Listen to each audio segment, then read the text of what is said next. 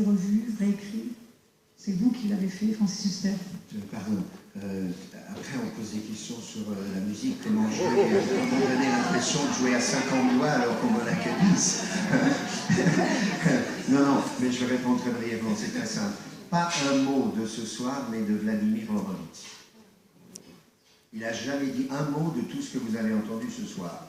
Moi, je me suis tapé pendant 5 ans tous les bouquins. Heureusement, je parle anglais, donc les bouquins américains, il y en avait énormément sur lui. Donc j'ai lu tout sur toute sa vie et tout.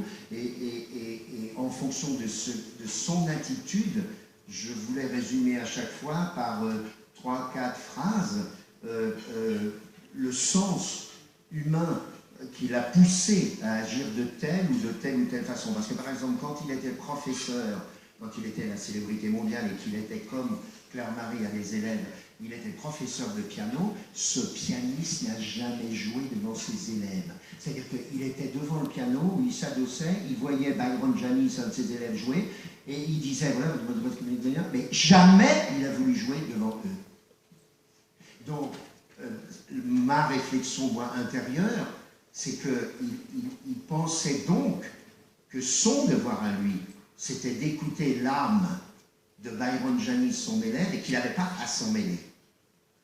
Et que la virtuosité qu'il pouvait lui-même prouver à Byron Janis, on dit non mais il faut jouer comme ça, surtout pas. Surtout pas.